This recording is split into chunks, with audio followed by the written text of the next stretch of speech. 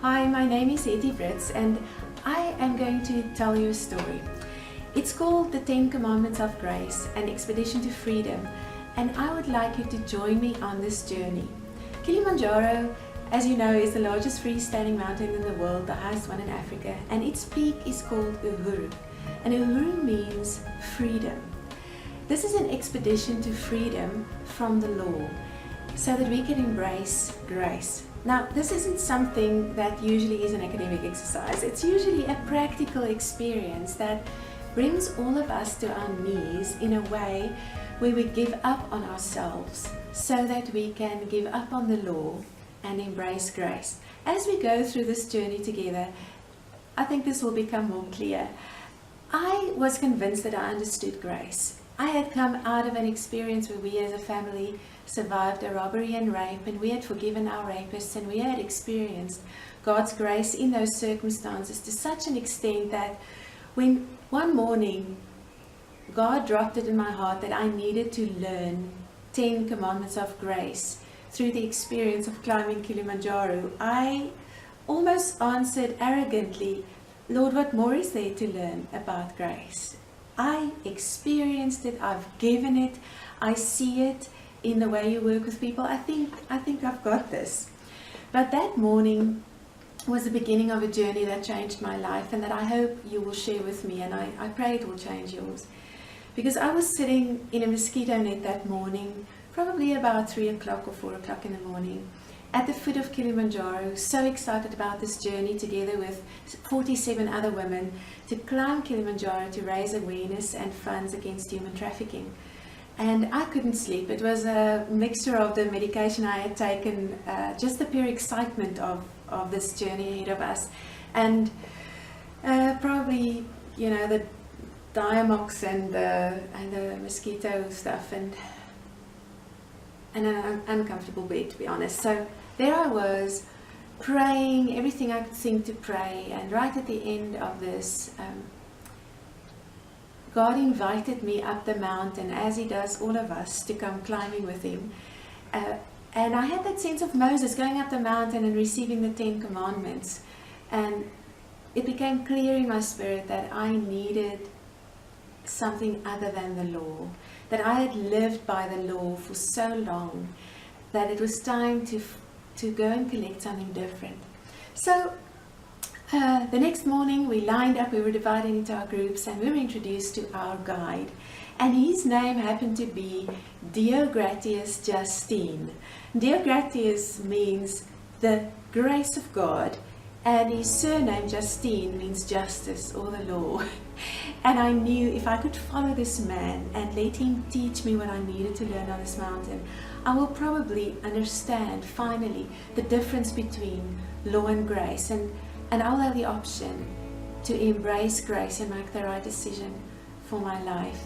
I was very excited about this journey and had only one thing that I didn't understand right from the start, and that was that when I prayed about this journey and asked the Lord what He wanted of me, because that is what a person living under the Lord does. They constantly say, Lord, what must I do? Lord, what must I do next? Lord, what am I doing wrong?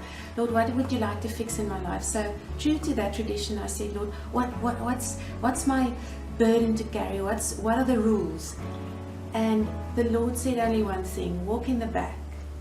And I thought that would be really easy, until we had our practice climb a month before the actual Kilimanjaro climb, and we went up the Drakensberg, and I very proudly announced, okay guys, I'm walking in the back, and I walked in the back for a little while, and then it became absolutely unbearable because an older lady walked in front of me so slowly that I felt like I wanted to climb over her, and when there was no option to actually do that, I wanted to wring her neck, put her in a bush and get going. I was in such a hurry that I actually started crying behind her out of pure frustration.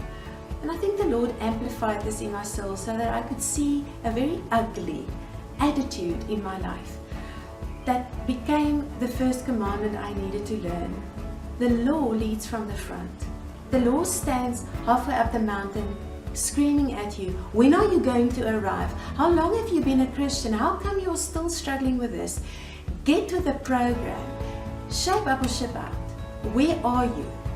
And that was a lot like I have always been, and that I still tend to be like.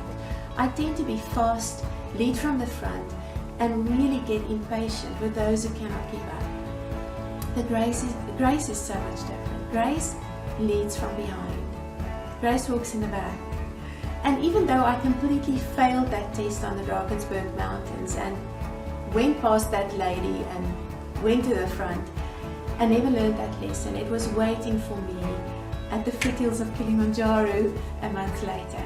So that morning, I said the same thing to my team. Listen guys, I'm walking in the back. And we were 4 teams of 12 women, and I was in the back of my little group of 12, proudly obedient, taking pictures of the flowers and taking extra long trips behind the bushes when I needed to go, and feeling like I could really do this. But then at some point on this journey, somebody did an interview with me, and because of that interview and struggles with the sound and lighting, my team started falling behind, and it was my fault. I was slow, I was holding them back, and I became so annoyed with that situation that I completely lost my joy and peace. And when we finally got going, I started grumbling to the Lord, and I said, so now again, like last night and the night before, I'm going to be the last one at the tents, which means I get the tent that's pitched at a 45-degree angle against the bush with rocks underneath it, the tent nobody else wants. I'll be last at the meals. I won't have time to wash.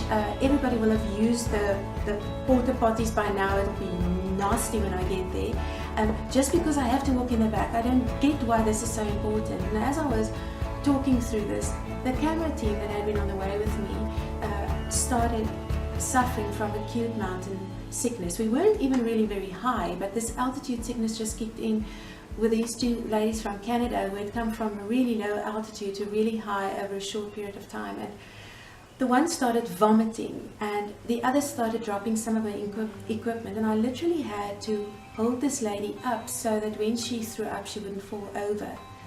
And I suddenly understood what this was all about, grace leading from behind. Because I was in the back, I could see the weak ones. I could help the ones who lost a glove or a walking stick, the kind of equipment without which you would never get to Uhuru, you would never get to freedom.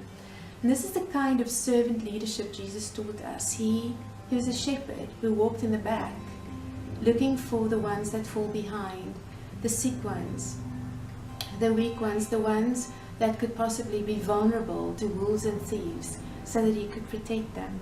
And as I was helping these ladies get to the camp, and it was getting dark and really cold, I understood that if you and I are going to stop leading from the front and start embracing the grace that leads from the back, we're going to see beautiful things, and we won't leave people behind that are precious to the Lord.